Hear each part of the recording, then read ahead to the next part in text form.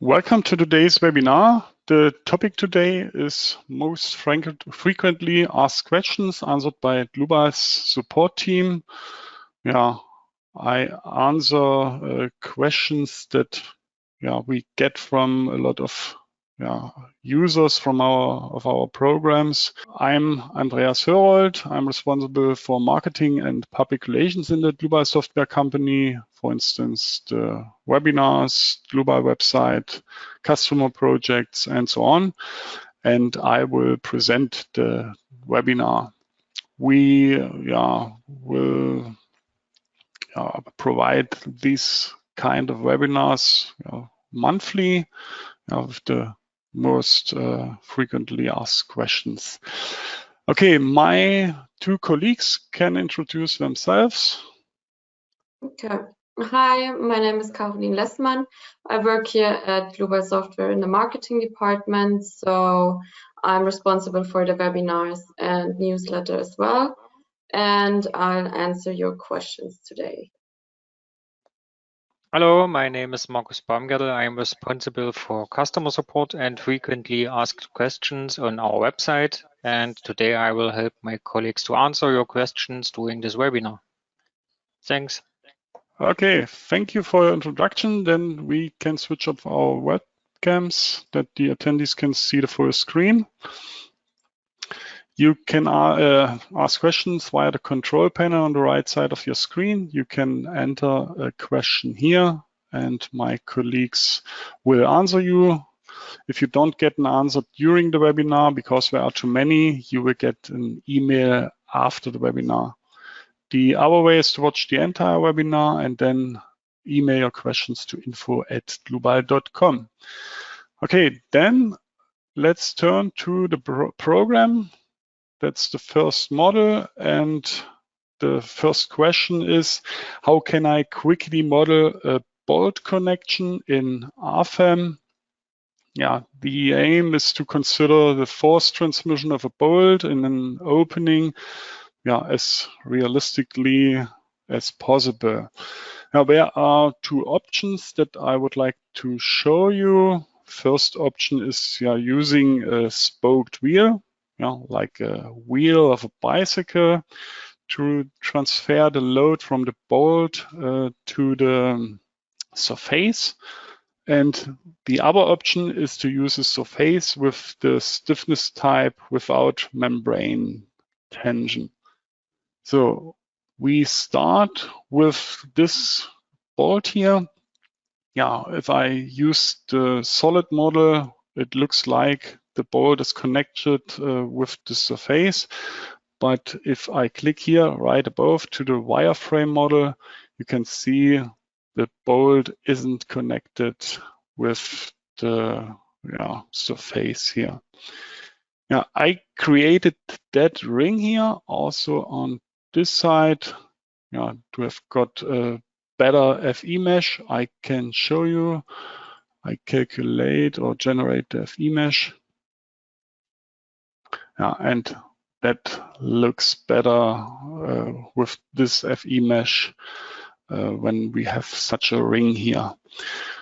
Okay, let's start with the first spoke here, left above. I use the option New Single Member. I use a rigid member. I could also use a beam, but then I would have to create the cross section. The cross section had a weight and so on.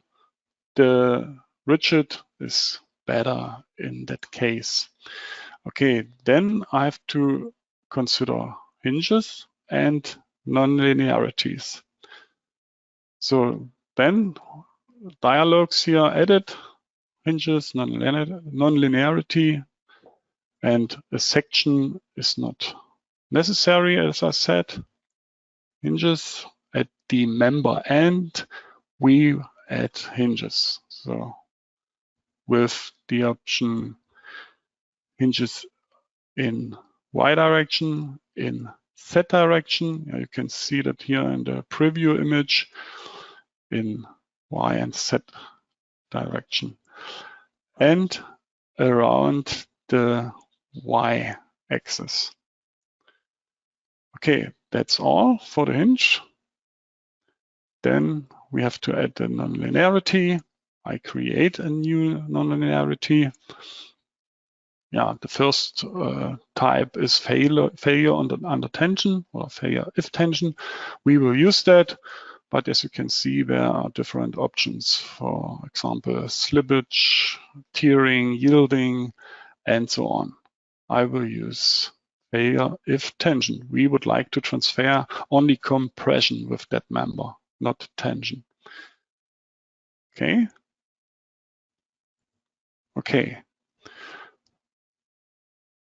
So from the middle to the edge. Okay. So the first spoke is created. I copy that with pressing the Control key. You can see the plus on the mouse, I hope. And then I use the drag and drop function and copy it on the other side. Then I select both. So, and then right above, I use that feature here, rotate selected objects. I have to create copies, and I divide the circle, the 360 degrees, in 36 parts. That's why I use here 10 degrees as a rotation angle, and I have to enter here 35 number of steps. Okay, then I have to rotate around axis X. You can see that here, that's the X direction, and I have to select the middle of the circle as point P. Okay, so, and all spokes are created. So then the next step is to create a nodal support, or two nodal supports.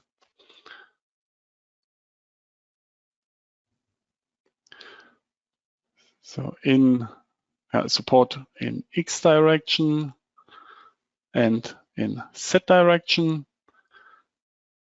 And I define around axis X a small spring constant that the bolt can't be rotated. Okay. Okay. This point and this point. Okay. That's the first option. And for the other hole, we use the second option. So here left the both. I use the function new surface, and I would like to select the boundary. So the stiffness type should be without membrane tension, as I mentioned already. Now, as thickness, I use 60 millimeters, and I use the same material as for the other surfaces. So, okay.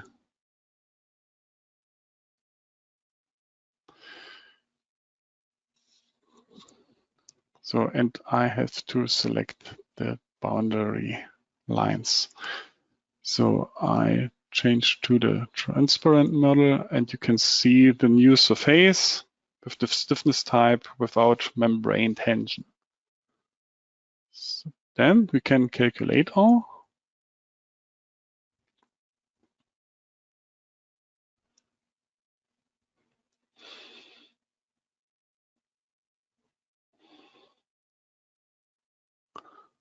So then we've got the results. I select surfaces and the NY internal forces. Y direction is this one. And you can see here, or I select only the bolt. Okay. I think then it's quite good to see that we have got only compression in that surface, because the stiffness type is without membrane tension. Only compression is transferred. So I cancel the visibility mode. So, and then let's take a look at the spokes. I would like to show the internal forces for the members and the normal forces. So for that kind of member, I have to select here under members the results on couplings. Okay, and as you can see, we've got only compression in the spokes, no tension on this side. Sorry, have to rotate it.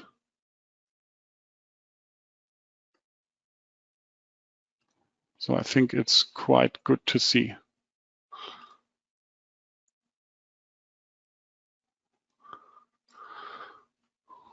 Okay, that should be all for this model. You could see two options to model such a bolt and calculate it. Okay, then we come to we turn to the next question. What happens with my model when RFEM or RSTAB crashes? Yeah, in case of crash, RFEM automatically creates a backup file, and the file is not directly available to the user, but can be restored when restart the program. You've got also options here under options, program options, for the automatic saving. If you select that here, automatic save to backup copy, you can define in a interval for the saving, and you can also save after every calculation that you don't lose results after a crash, etc. So, and I go to the Internet Explorer, to the Windows Explorer, sorry, and you can see the backup file, BAK. And in case of a crash, you can rename that, for example, in board 1 and delete BAK, and then you have the backup file, the saved file. Okay. That's all to this question.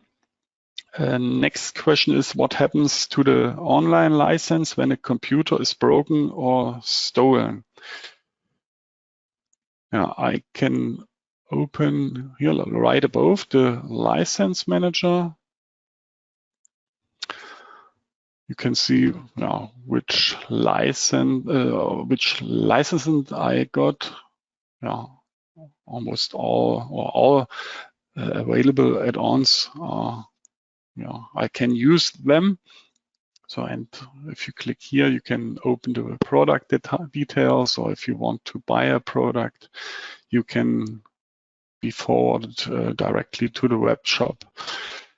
So, the license is transferred to the user's computer when logging in and remains there until the license is returned, the program is closed, the rent period has expired, or the effective time has expired in the event of crash. If I click on the calendar here, you can see there's a rent up time. In the case of the computer is stolen or broken, the license is blocked for 1 day. That's the default setting, but the rent time can be extended to 30 days. You can extend it, for example, to this day, and you can see here borrowed until the 3rd September. The disadvantage is if the computer is broken or stolen in that time, you can't work on a new computer with your online license. That's why we've got this default setting. So Okay, that's all to this question. I turn to the next model and the next question. The question is, how can I adjust font sizes in RFEM 6 and RSTAB 9 for a screen view and a printout report? Now we have got different entries separately for printout report and display properties. You can see that when you open the display properties by right click or under options and display properties. For example, if you would like to increase the size of the values here, you can search it in results and deformations, and you can see the different colors here and the font. You can move it a little bit on the left side, and then I can edit it for the screen. For example, in a larger number and bold. Okay, and if I click apply, take a look at the values, and now they are increased. You can save templates for such settings, or you can then you can load templates. Two templates are already available. One for the dark background. I can do it, apply. And now we have got a dark background. And we can load the white background again. Now we have got the standard settings again.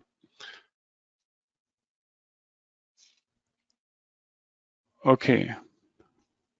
Yeah, that should be all. You could also define larger sizes for the support values and so on. Yeah, that's the same workflow.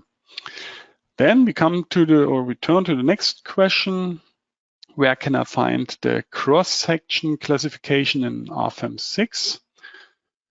The steel design add-on for RFEM 6 performs at each design location a detailed cross-section classification before the design.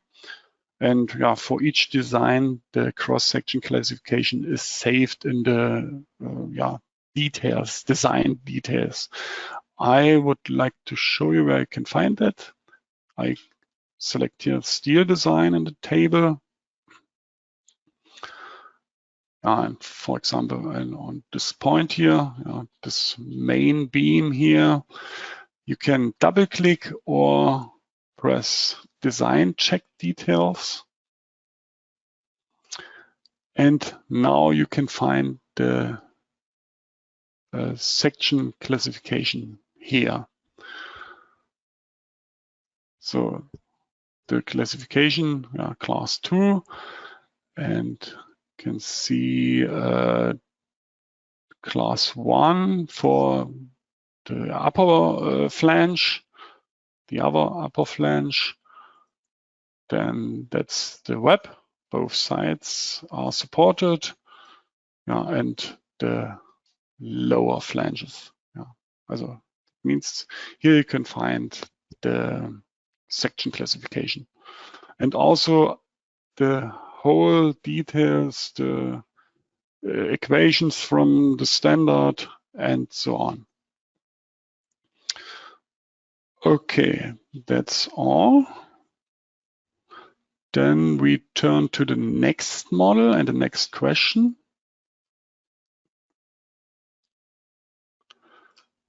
A quite simple model, and the question is, my results of the calculation with the add-on torsional warping with 7 degrees of freedom are implausible. What could be the reason? There can be different reasons for results that are not plausible. You have to, for example, to check the boundary conditions. This includes, for example, the selected load application. You can check the transverse stiffness and the transitions between the members. If I click on the member, you can see transverse stiffness are defined here. Let's take a look at them. You can see on that side there's a very small stiffener. We could decrease it. So now you can see this side. This end plate is quite okay. So let's increase the stiffener on that side. 80 and 180, and that should be quite okay. So, okay, then you can also check the design types. Effective lengths are not necessary for the warping torsion analysis, but you can, for example, check the design configurations with pressing that button here. Edit ultimate configurations. For example, if you have checked on or off to perform the stability design, the use of the gamma M, and so on. Okay. Then you can also, this is quite okay. The sections, you can check the sections. For example, this one. It could be that the warping stiffness is deactivated. That can be occur different results or implausible results. Okay, I repeat the question. My model is unstable. How can I fix that? Let's calculate it, the model. Okay, that looks much better. And we get an error message. There's something wrong. So let's take a look at the model.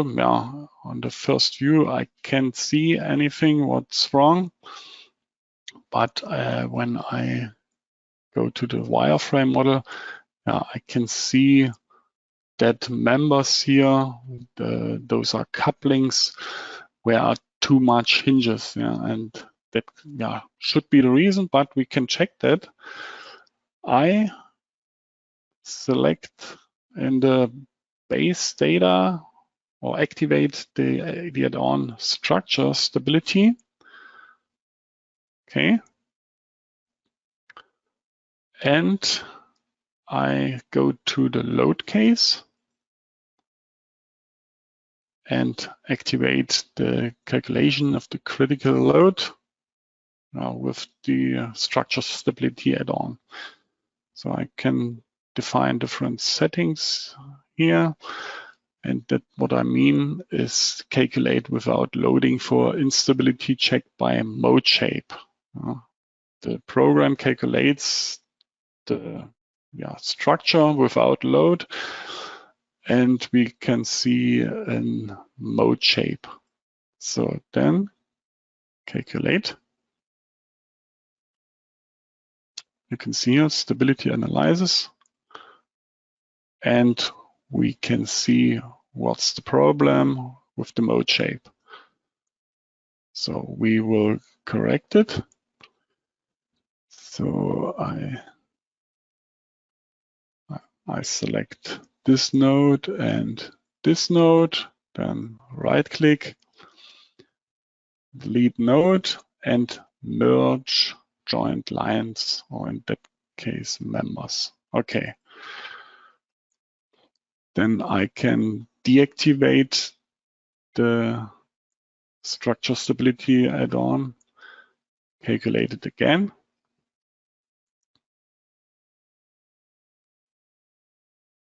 Yeah, and now all should be okay. Yeah, that's a good way to find such model issues or mistakes. Okay, then the last questions. How can I create the printout report header and create templates? Yeah, left above, I select a new printout report. I open a new printout report, and then left above, left at the bottom, you can see the print setup. And you can, for example, define the lines here, first line, second line, for the address of your company, for example, and also different options that you can define here. So, for example, I enter here Dlubal Software GmbH. Then only 3 lines. Selvig 2 and Tiefenbach. You could also add the telephone number and so on. And you can see in the preview that the address is defined. So, and then you can save it as a template, and later on you can read the template or import the template. You can see the button here, left at the bottom, load from template, where are different templates already available and your saved templates. Okay, that should be all for this webinar. I would like to show you where you can find the recording of the webinar. I turn to our website, dlubal.com/en, and under news and events, you find our webinars.